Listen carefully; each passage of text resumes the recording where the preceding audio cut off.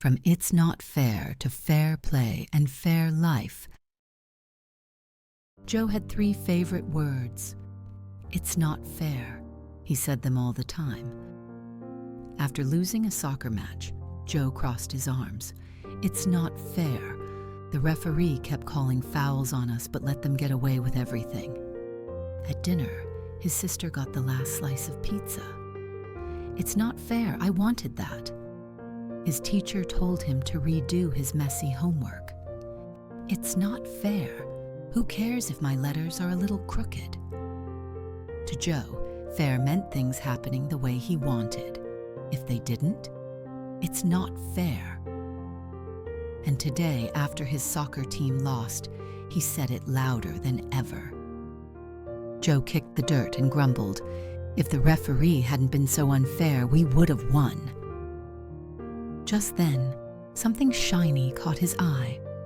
A small silver whistle lying near his cleats. He picked it up, and as soon as he touched it, a voice echoed in the air. "Ah, another It's Not Fair player. Joe, I am the Whistle of Wisdom, and I'm here to teach you something important." Joe's eyes widened. What? A talking whistle? Yes, and I've heard your complaints. Tell me, Joe, do you think saying, "It's not fair," helps you win the game? Joe hesitated. Well, no, but the referee was unfair. He gave them extra chances. Let's take a look at what happens when you always think that way. With a sharp toot, everything around Joe shimmered. Suddenly, he wasn't on the soccer field anymore. He was watching himself from earlier. Frustration and victim mentality. Joe saw himself stomping off the field, arms crossed. His teammates looked annoyed. Instead of focusing on how to improve, he had been too busy blaming the referee. Difficulty handling disappointment. At dinner, he saw himself pouting over the last slice of pizza. His sister had gotten there first, but instead of moving on, he had ruined his own mood. Resistance to responsibility and effort. In the classroom, he saw himself slouching in his chair, refusing to redo his messy homework. Instead of trying harder, he had argued about the rule. Trouble with authority. He watched himself arguing with his coach last week. His coach had said, "Joe, focus on passing, not just scoring."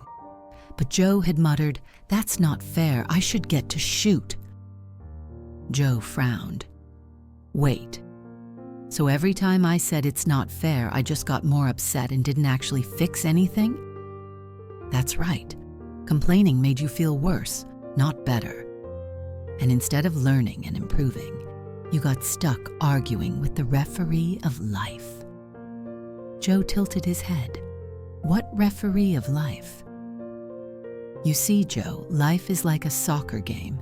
You can either be the player, focused on the game and finding ways to win, or you can be the one arguing with the referee about every call. Which one do you think actually gets better? Joe scratched his head. The player? Correct. Now let's talk about what fairness really means. The whistle tooted again, and suddenly Joe was in a classroom. His teacher handed out worksheets. Some kids got 10 questions, others got 15, and one boy, Liam, got only 5. Joe gasped. That's so unfair. Liam gets fewer questions than me. Ah, but Joe, does Liam struggle more with reading? Joe nodded slowly. Yeah, he's still learning. So if he had the same number of questions as you, would that help him learn? Or would it just make him feel frustrated? Joe thought about it. I guess he'd just give up. Exactly. Fairness isn't about everyone getting the same thing. It's about everyone getting what they need to succeed. Just like in soccer, different players have different positions, but they all help the team in their own way. Joe's eyes widened. Oh, so sometimes things that seem unfair actually make sense? Now you're getting it." The whistle blew one final time. "All right, Joe. Next time you feel like saying, 'It's not fair,' try this instead." 1. Ask what feels unfair. Joe thought back to the game. "I guess I felt like the referee's calls helped the other team more." Good. Instead of just yelling, "It's not fair," try figuring out why you feel that way. 2. Find solutions. What can I do about it? Joe sighed.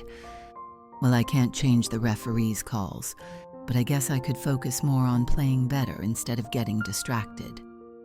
Now you're thinking like a player, not just a complainer. 3. Look for the good in the situation. Joe remembered that his team had played really well, even with the referee's calls.